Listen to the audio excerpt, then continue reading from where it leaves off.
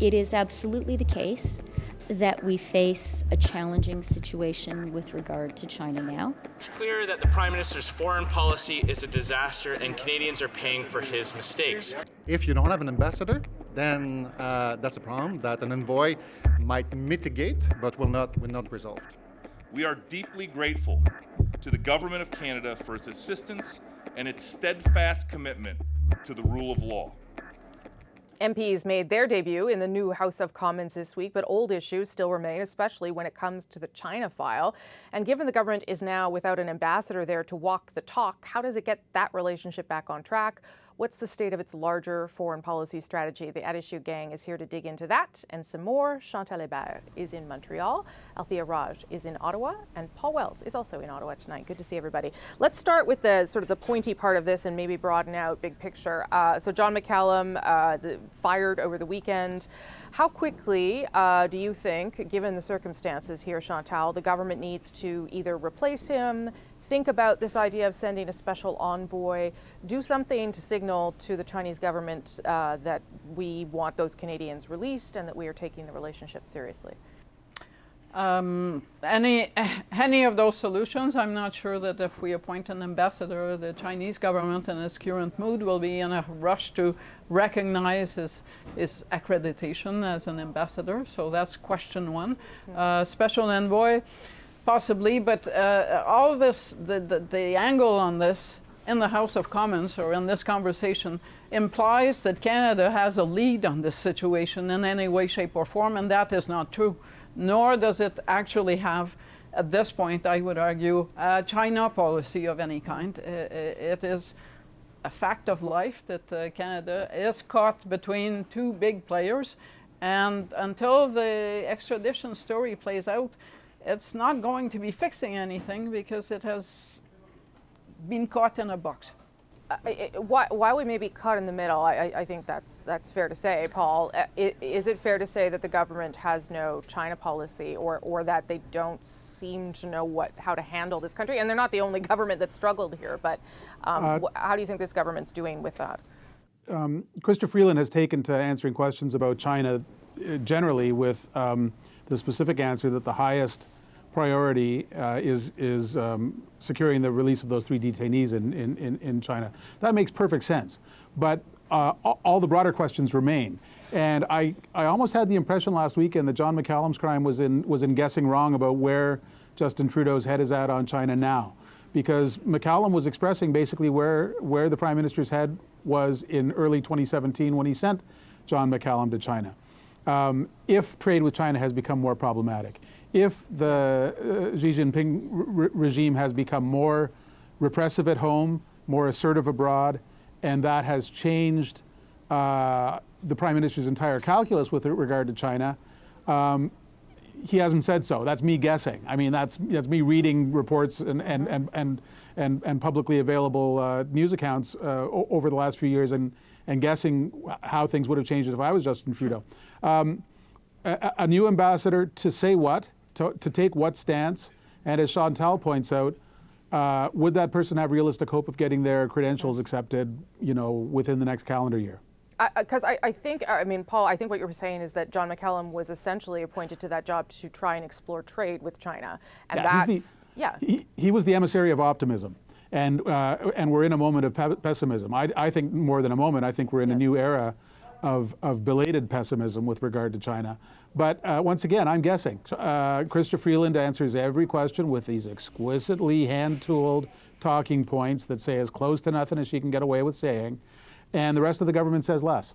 Yeah, and and you're quite right that the Prime Minister has not been terribly explicit on what we want from China at this point. Maybe there's strategy there. I mean, I don't know that you want to be talking at length about China as there are people being detained. Your thoughts? Like Althea? what would be a strategy? I don't know.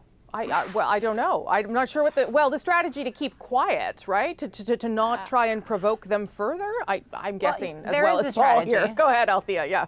They're trying to depoliticize the process while at the same time hoping that there might be a political out for them. And Chantal and Paul are right that John McCallum was appointed there with great hope and ambition, but he was also appointed there to signal that the Trudeau government took this relationship seriously. They were sending somebody that had the Prime Minister's ear, that was a former cabinet minister, and now the discussion internally, and I'm told that Chrystia Freeland is trying to come up with some recommendations to the government that could come as early as next week about what signal do they want to send to China now? Do they put in somebody new? Or do they leave the diplomat that's in there? Do they send a new diplomat? And what does that signal? Is that seen as a snub if they don't put a political appointee? Or does that signal that they're saying things are, we're a process-oriented country, we're just going to be, operating kind of below the radar? So basically everything is political, even though the government is trying to make it not political. Yeah, go ahead, But what is certain is that whatever Justin Trudeau hoped to accomplish and is China vision of 2015, that's gone. It's gone for the foreseeable future, not just for this month or next month. It's gone for beyond the election. Yeah. And I would argue that were a Canadian government, liberal or otherwise, decide that it wants to resume on that track, it has now become a really hard sell with public opinion. What is it, Paul, that makes it so hard for this country and other countries, but let's talk about Canada to get this right? I'm thinking about Stephen Harper and his on again, off again, hot and cold relationship with China. What is it that it just seems to befuddle us so much? I find myself these days marketing a fascinating new book coming out next week by a guy I barely know, Jonathan Manthorpe, former foreign correspondent for the Vancouver Sun. It's called Claws of the Panda, and it points out that going back more than a century to Christian missionaries at the end of the 19th century, Canadians have often had a kind of an evangelical stance towards China. They figure that we can help the Chinese build the China of the future that they want, and in return they will be so grateful that they will cherish a special relationship with Canada. Yeah. That special relationship is not getting closer. It's not even staying put. It's getting further and further away. China used to be, in 1970, Canada was China's 4th largest trading partner. In 2016, it was its 21st largest trading partner. We are vanishing from China's radar screen, except as a place to do industrial espionage, except as a pressure point to exert pressure on the Trump administration, and except as a fantastic destination in the lower BC mainland for money laundering. Beyond that, China can take or leave Canada. And it has taken an awfully long time for the Canadians to begin to figure that out. And again, I'm guessing. Prime Minister Trudeau has not told Canadians that he's begun to figure that out. Okay, so let me just pull back a little bit and play a clip of Chrystia Freeland on a different topic this week, and this is this emergency meeting that they're going to have on Monday with the Lima Group to talk about Venezuela. Not so we can talk about Venezuela, but so we can talk about how that, or what that says about their foreign policy and what we are to understand about it. Here's what the minister said. I would say that our work in the Lima Group, our work on Venezuela, has been one of our government's top foreign policy priorities since the summer of 2017. We've devoted a lot of time, a lot of effort to it. So, I mean, that is true. They've sent a lot of money there. They've led this group, and they've tried to, this is now, I think, the second meeting here where they're trying to do something. Althea, what do you think it says about the government's approach to foreign policy overall, if we take these two events or others? What should we make of it? Well, I think Venezuela is consistent with the government's approach. I mean, I think that foreign policy usually is basically an expression of domestic politics.